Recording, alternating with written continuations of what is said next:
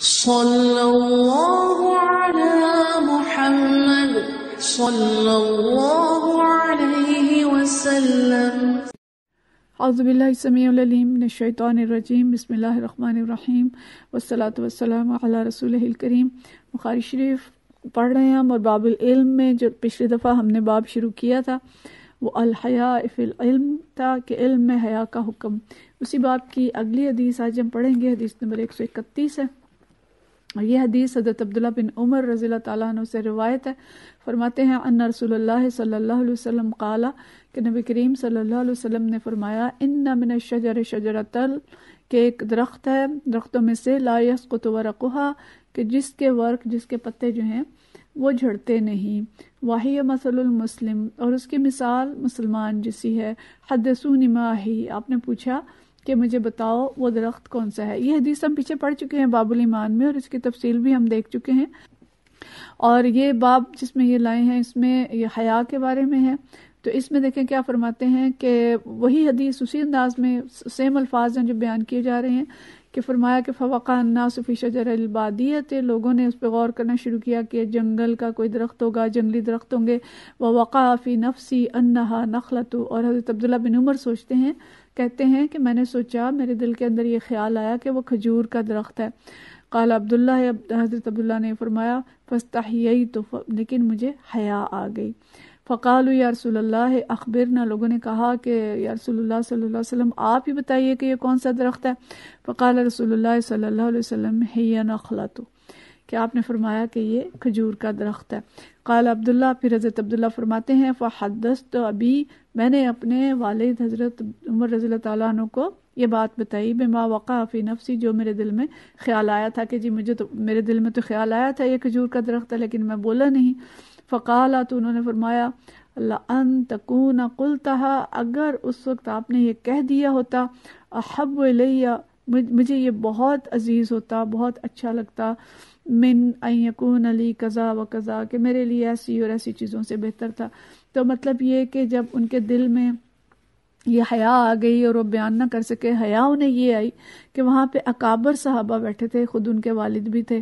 اور حضرت بکر صدیق رضی اللہ تعالیٰ عنہ کا بھی ذکر آتا ہے، اور دیگر اکابر صحابہ بھی تھے۔ تو انہیں جھجک آ گئی، حیا آ گئی کہ اتنے بڑے صحابہ بیٹھے ہیں اور وہ نہیں بول رہے، اور میں بولوں گا تو یہ گستاخی نہ ہو، یا ان کو اعتماد بھی اس طرح سے دل میں نہیں ہوگا کہ اگر بڑے صحابہ نہیں بول رہے تو پتہ نہیں میں جو کچھ بولوں وہ ٹھیک ہو کہ نہیں۔ تو اس لیے انہوں نے نہ بولا۔ تو حضرت عمر رضی اللہ تعالیٰ عنہ جو ہے، انہیں جب پتہ چلا، انہیں بتایا کہ جی میں نے یہ سوچا تھا، تو انہوں نے کہا کہ اگر آپ کہہ دیتے تو مجھے کتنی خوشی ہوتی، اس اور اس چیز سے، اتنے اور اتنے مال سے، یا ان چیزوں سے زیادہ خوشی ہوتی۔ اور ظاہر ہے کہ یہ والدین کی کیفیت ہوتی ہے کہ اگر ان کے بچے لائق ہوں اور وہ کسی اچھے سوال کا، اس طرح کے مشکل سوال کا جواب دے دیں تو انہیں بہت زیادہ خوشی ہوتی ہے، اور پھر اگر ایسا جواب جو نبی کریم صلی اللہ علیہ وسلم کے سامنے دیا جاتا تو آپ صلی اللہ علیہ وسلم خوش بھی ہوتے اور دعا بھی دیتے اور خیر ملتی حضرت عبداللہ بن عمر کو۔ تو اس لیے انہوں نے، حضرت عمر رضی اللہ تعالیٰ عنہ نے فرمایا کہ مجھے بہت خوشی ہوتی۔ تو یہ اس باب میں پہلے تھی یہ حدیث اس بیان میں کہ ایک درخت جو بہت زیادہ نفع پہنچانے والا ہے لوگوں کو، اور اس کے ہر وقت سرسبز رہتا ہے، اور اس سے کھجور، یعنی کھجور سے پھل بھی ملتے ہیں، اور اس کا ایک بہترین نفع بخش درخت ہے، تو مسلمان بھی اسی طرح سے نفع بخش ہے، اور اس کا اخلاق اور کردار اور گفتگو، اعمال و افعال و اعمال سب سے لوگوں کو فائدہ پہنچتا ہے۔ تو یہ ہم تفصیل پہلے پوچھے دیکھ چکے ہیں۔ تو آج بس اس میں سمجھنے کی بات یہ ہے کہ حضرت عبداللہ بن عمر نے جو حیا کی تھی جواب دینے میں، وہ بھی حضرت عمر رضی اللہ تعالیٰ عنہ کو پسند نہیں آئی، اور ظاہر ہے کہ وہ اس سے نبی کریم صلی اللہ علیہ وسلم سے دعا لینے سے وہ محروم رہ گئے۔ تو کسی بھی شخص کو سوال پوچھنے میں بھی غیر یعنی ایسی حیا نہیں کرنی چاہیے کہ جو مانے ہوئے علم سیکھنے میں، اور اگر کوئی جواب آتا ہے تو اس میں بھی حیا نہیں کرنی چاہیے بلکہ جواب دے دینا چاہیے۔ اگلی حدیث ہے کہ من استحیا، کہ جس کو حیا آئے، فامر غیرہ بالسؤال، تو جس کو حیا آئے وہ ایسا کرے کہ کسی دوسرے سے کہہ دے کہ وہ اس کے بارے میں یہ سوال پوچھ لے۔ یعنی اگر براہ راست پوچھ نہیں سکتے، کوئی ایسا مسئلہ ہے جو ڈائریکٹ پوچھنے میں کوئی حیا مانے ہے، تو کسی دوسرے سے بھی کہا جا سکتا ہے کہ وہ یہ سوال پوچھے۔ یہاں پہ جو حدیث لائے ہیں امام بخاری، یہ حضرت علی رضی اللہ تعالیٰ عنہ کے بارے میں ہے، اور یہ ان کے بیٹے حضرت محمد بن حنفیہ بیان کرتے ہیں۔ محمد بن حنفیہ جو ہیں یہ ایک خاتون تھی جس سے حضرت فاطمہ رضی اللہ تعالیٰ عنہ کے بعد انہوں نے شادی کی تھی، ان سے یہ پیدا ہوئے تھے۔ حنفیہ قبیلہ تھا جس سے وہ خاتون یعنی جو ان کا قبیلہ تھا اس خاتون کا، تو حضرت محمد ان کے بیٹے تھے، حضرت علی رضی اللہ تعالیٰ عنہ کے بیٹے حضرت امام حسن اور حسین کے سوتیلے بھائی۔ تو ان سے یہ حدیث روایت ہے، وہ کہتے ہیں کہ حضرت علی رضی اللہ تعالیٰ عنہ فرماتے ہیں قال کنت رجلا مضعا، کہ میں ایک ایسا شخص تھا جس سے مزی کثرت سے آتی تھی۔ فامرت المقداد ان يسأل نبی صلی اللہ علیہ وسلم، تو میں نے مقداد رضی اللہ تعالیٰ عنہ سے کہا کہ آپ نبی کریم صلی اللہ علیہ وسلم سے پوچھیں۔ فسألہ، پھر انہوں نے یہ سوال پوچھا، فقال فیہ الوضو، تو آپ نے فرمایا کہ اس سے وضو لازم آتا ہے۔ تو یہ جو سوال تھا یہ بھی ظاہر ہے بہت ایک مشکل سوال تھا کہ حضرت علی رضی اللہ تعالیٰ عنہ کے گھر میں نبی کریم صلی اللہ علیہ وسلم کی بیٹی تھی اور ایک براہ راست رشتہ تھا، اور انہیں یہ سوال پوچھنا بہت مشکل تھا کہ اگر کسی کو کثرت سے مزی آتی ہو تو وہ کیا کرے، یعنی اس میں غسل واجب ہوگا یا وضو ہوگا۔ مزی ایک ایسے یعنی وہ پانی جو آتا ہے کسی شہوانی کیفیت کے وقت، جبکہ تصور سے بھی یا ویسے اگر زوجین قریب ہوں اور پانی آ جائے بغیر جما کے تو اس کو مزی کہتے ہیں۔ تو اگر کثرت سے مزی آئے تو کیا کیا جائے کہ اس میں غسل واجب ہوگا یا کہ وضو۔ اور ایک اور حدیث سے دوسری کتاب میں جسے پتہ چلتا ہے کہ حضرت علی رضی اللہ تعالیٰ عنہ سمجھتے تھے کہ اس سے غسل واجب ہوگا اور وہ بکثرت غسل کرتے تھے اور مشکل میں پڑے ہوئے تھے، تو انہوں نے پھر براہ راست یہ سوال پوچھنے میں انہیں حیا آئی، کیونکہ ظاہر ہے ان کی بیٹی نبی کریم صلی اللہ علیہ وسلم کی بیٹی ان کے گھر میں تھی، تو اس لیے انہوں نے حضرت مقداد رضی اللہ تعالیٰ عنہ سے کہا کہ آپ پوچھ دیں۔ تو حضرت مقداد رضی اللہ عنہ نے یہ مسئلہ پوچھا کہ اگر کسی کی ایسی کیفیت ہو تو وہ کیا کرے، تو آپ صلی اللہ علیہ وسلم نے فرمایا فیہ الوضو، کہ اگر کسی کا اس طرح سے پانی آتا ہے تصور سے بھی یا قریب آ کے بھی، تو وہ اس سے وضو لازم ہے، وضو کرنا چاہیے۔ تو اس کا مطلب یہ ہے کہ اگر خود سے نہیں پوچھ سکتے، کوئی ایسا مشکل سوال ہے جو کہ براہ راست پوچھنے میں حیا آتی ہے، تو کسی دوسرے شخص کے ذریعے، اور عورت اپنے شوہر کے ذریعے بھی معلوم کر سکتی ہے، یا کسی بھی ایسے ذریعے سے یا آپ تو لکھ کے بھی معلوم کر سکتے ہیں، سوال کر سکتے ہیں۔ تو اس لیے بجائے اس کے کہ معلوم نہ ہو، جھجک میں رہیں اور غلط یعنی اعمال کرتے رہیں، کہ جو کوئی ایسے ہوں گے کہ جو وضو بھی نہیں کرتے ہوں گے صحیح طرح سے، یا کوئی ایسا ہے کہ جو اس پہ غسل کرتا ہے یا کپڑے نہیں دھوتا، پاک نشین جس پہ کپڑے پہ بھی یہ مزی لگ جائے وہ بھی دھونا ہوتا ہے اور وضو بھی کرنا ہوتا ہے۔ تو اس لیے یہ مسائل جو ہیں ہمیں پوچھنے چاہیے اور ان جھجک میں نہیں رہنا چاہیے۔ کوئی بھی چیز ایسی جو کہ ضروری ہے اس میں اگر جھجک مانے ہیں تو ہم بجائے اس کے کہ اعمال میں غلطی کریں وہ پوچھ کے اور عمل درست کرنا چاہیے۔ اگلا باب ہے باب ذکر العلم والفتیہ فی المسجد، کہ مسجد میں علم کا تذکرہ اور فتویٰ کے بارے میں۔ اس میں یہ بات کہی گئی کہ کیا مسجد میں کوئی سوال پوچھا جا سکتا ہے یا علم کا تذکرہ ہو سکتا ہے اور فتویٰ پوچھا جا سکتا ہے۔ اصل میں یہ سوال اس لیے پیدا ہوا تھا، اب تو ہم ان چیزوں کو اہم نہیں سمجھتے،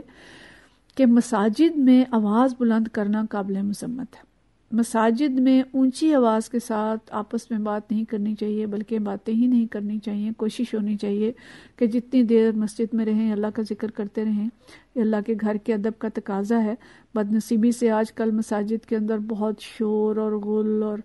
آپس کی گفتگویں ہوتی رہتی ہیں، تو اس لیے یہ سوال پیدا ہوا تھا کہ کیا مسجد میں ہم سوال جواب کر سکتے ہیں، کیونکہ درس پہ تو کوئی بھام نہیں تھا کہ درس ہوتا ہے، لیکن اگر سوال جواب ہوتا ہے تو اس میں مذاکرہ اور مباحثہ بھی ہو سکتا ہے، اور ہو سکتا ہے اس میں کوئی آواز بھی اونچی ہو جائے۔ تو اس لیے اس چیز کو اس باب میں لائے امام بخاری کہ دینی مسائل کے بارے میں علمی گفتگو، علمی بحثیں اور سوال جواب مسجد میں ہو سکتے ہیں یا نہیں۔ یہ حدیث ہے حدثنا نافع عن مولا عبداللہ بن عمر بن خطاب عن عبداللہ بن عمر رضی اللہ تعالیٰ عنہ، کہ یہ حدیث نافع مولا عبداللہ بن عمر کے مولا تھے، غلام تھے، جو حضرت عبداللہ بن عمر رضی اللہ تعالیٰ عنہ سے روایت کرتے ہیں۔ حدیث پڑھنے سے پہلے یہ بات میں بتاؤں کہ یہ جو روایت یا یہ جو سند ہے عبداللہ بن عمر رضی اللہ تعالیٰ عنہ کے غلام حضرت نافع سے، نافع ان عبداللہ بن عمر ان نبی صلی اللہ علیہ وسلم، اس کو کہتے ہیں سلسلہ الذہب، کہ یہ ایک سونے کی لڑی ہے، سونے کی زنجیر ہے. محدثین کرام اس کو سونے کی زنجیر کہتے ہیں کہ یہ اتنا یعنی بہت ہی اچھا سلسلہ ہے. جو ایک تو اس میں صرف ایک تابعی اور ایک صحابہ کا نام آتا ہے، اور اس کے بعد نبی کریم صلی اللہ علیہ وسلم آ جاتے ہیں. تو یہ چھوٹی سی ایک لڑی ہے، اور بہت بڑے عالم تھے حضرت مالک بھی، اور حضرت عبداللہ بن عمر کے یہ غلام تھے. یہ تھے اجمی، ان کا بارے میں آتا ہے کہ شاید ایرانی یا کابل سے تھے یہ، اور کسی جنگ میں گرفتار ہو کے مسلمانوں کے پاس آئے. حضرت عبداللہ بن عمر رضی اللہ تعالیٰ عنہ کے حصے میں آئے ہوں گے، اور حضرت عبداللہ بن عمر کے پاس جب یہ آئے بالکل نو عمر تھے. تو 30 سال یہ حضرت عبداللہ بن عمر کے ساتھ رہے. حضرت عبداللہ بن عمر نے ان کو آزاد کر دیا تھا، اور وہ حضرت عبداللہ بن عمر کے علم سے سراب ہوتے رہے. انہوں نے ان کے ساتھ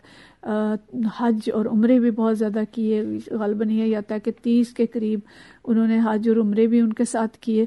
اور ان سے دین سیکھتے رہے، اور وہ بہت بڑے عالم بن گئے. اور اسلام کی یہ ایک شان ہے، اور یہ اسلام ہی کا ایک روایت ہے کہ غلاموں کو اٹھا کے کہاں پہنچا دیا کہ جو مولا ابن عمر تھے، جو غلام تھے، لوگوں نے انہیں خریدنا چاہا، لیکن وہ آزاد ہو کے بھی انہی کی صحبت میں رہے. اور جو علماء نے لکھا ہے کہ نافع مولا ابن عمر کا اعزاز پا کر امر ہو گئے، کہ انہیں یہ اعزاز اتنا بڑا مل گیا کہ عبداللہ بن عمر کے غلام لیکن عالم بنے، اور ان سے بیان کی گئی احادیث سلسلہ الذہب قرار پائیں کہ یہ سونے کی لڑی ہے جو حضرت نافع اور عبداللہ بن عمر اور پھر نبی کریم صلی اللہ علیہ وسلم سے روایت کی گئی. اور حضرت مالک جو محدث ہیں، بہت بڑے امام مالک رحمۃ اللہ علیہ، وہ ان کے شاگرد تھے، اور ان کی خدمت میں بہت عرصہ رہے. اور انہوں نے جو علم سیکھا اس میں حضرت نافع جو ہیں یہ ان کے بہت استاد تھے، بہت بڑے ان کے استاد تھے جن سے انہوں نے سیکھا. اس لیے وہ بھی اس سلسلے کو سلسلہ الذہب اصل میں وہی کہتے تھے، اور انہیں سے دوسرے جو صحابہ، دوسرے جو محدثین ہیں، انہوں نے یہ لقب جو ہے یا یہ جو لڑی ہے اس کو اس طرح سے قرار دیا. تو عبداللہ بن عمر یہ فرماتے ہیں،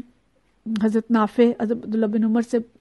روایت کرتے ہیں، اور عبداللہ بن عمر فرماتے ہیں ان رجلا قام فی المسجد، کہ ایک شخص مسجد میں کھڑا ہوا، فقال یا رسول اللہ صلی اللہ علیہ وسلم من این تأمرنا ان نحل، کہ آپ ہمیں کیا حکم دیتے ہیں کہ ہم کہاں سے احرام باندھیں. یعنی حج یا عمرے کے لیے اگر جانا ہو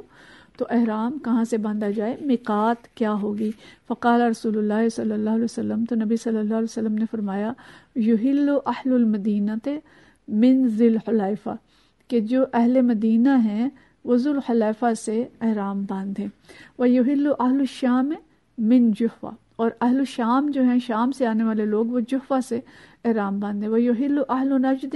من قرن، اور جو نجد سے آنے والے لوگ ہیں وہ قرن المنازل جگہ کا نام ہے، وہاں سے احرام باندھیں. وقال ابن عمر، اور ابن عمر فرماتے ہیں وَيَزْعُمُونَ أَنَّ رسول اللہ صلی اللہ علیہ وسلم، اور دوسرے اصحاب دوسرے لوگ یہ دعویٰ بھی کرتے ہیں کہ رسول اللہ صلی اللہ علیہ وسلم نے فرمایا وَيُحِلُّ أَهْلُ الْيَمَنِ،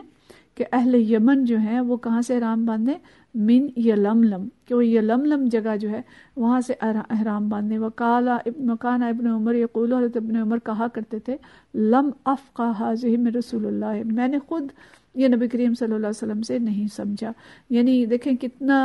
زیادہ احتیاط ہے حدیث بیان کرنے میں، کہ جو انہوں نے خود نہیں سنا یا سمجھا اس کو بھی تفصیل سے بیان کر رہے ہیں کہ دوسرے اصحاب یہ دعویٰ کرتے ہیں کہ اہل یمن جو ہیں وہ یلملم سے احرام باندھیں، لیکن میں نے خود اس بات کو نہیں سنا. تو یہ جو حدیث ہے یہ اس باب میں ہے کہ مسجد میں سوال پوچھا جائے یا نہیں. تو یہاں پہ ایک شخص جو ہے یہ مسجد میں کھڑا ہوا اور اس نے نبی کریم صلی اللہ علیہ وسلم سے یہ سوال کیا اور آپ نے اس کا جواب دیا. مطلب یہ کہ مسجد میں دینی سوال اور جواب کیے جا سکتے ہیں اور پوچھا جا سکتا ہے، لیکن آواز جو ہے وہ بہت اونچی نہ ہو، یعنی پھر بھی مسجد کا احترام جو ہے وہ ذہن میں رہے اور اس کا خیال رکھا جائے. اور اس حدیث میں جو بات بتائی گئی ہے وہ احرام کا میقات ہے. یعنی میقات اس جگہ کو کہتے ہیں جہاں سے اگر کوئی شخص بغیر احرام کے آگے چلا جائے گا تو اس پر دم لازم آتا ہے. یعنی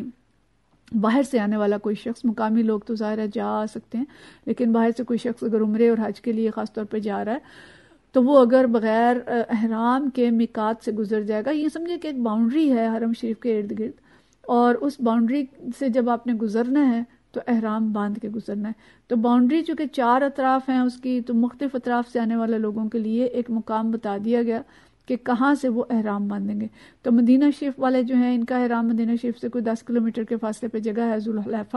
جس کو آج کل بیار علی کہتے ہیں، بلکہ آج کل اس کا کوئی اور بھی نام ہے، کہ وہاں سے احرام باندھیں گے. اور جو اہل شام ہے وہ جو جگہ ہے جحفہ، وہاں سے باندھیں گے، اور اہل نجد جو ہیں وہ کرن المنازل سے احرام باندھیں گے. یہ ساری میقات ہیں جو کہ بتائی گئی، اور اہل یمن کے لیے یہ لملم جگہ جو ہے بتائی گئی. تو یہ میقات اور یہ سوال کہ مسجد میں سوال پوچھا گیا اور اس کا جواب دیا گیا، تو گویا مسجد میں علم مباحثہ، علم گفتگو اور درس و تدریس مسجد میں کی جا سکتی ہے. تو امام بخاری رحمۃ اللہ علیہ بہت باریک چیزیں بھی لائے ہیں یہاں پہ، اور جو انہوں نے ابواب حدیث کے باندھے ہیں بڑے اہم ابواب ہیں، اور ان سے بہت سے فقہی مسائل جو ہیں وہ بھی نکلتے ہیں کہ ایک حدیث کو بیان کرتے ہوئے وہ پورا فقہ جو ہے اس کے اندر اس کی حکمت بیان کر دیتے ہیں. تو اللہ تعالی ہم سب کو دین کی سمجھ عطا فرمائے اور دین کا فہم عطا فرمائے، تاکہ ہم درست طریقے سے دین پہ عمل کر سکیں اور اپنی آخرت کو محفوظ کر سکیں. وآخر دعوانا الحمدللہ رب العالمین.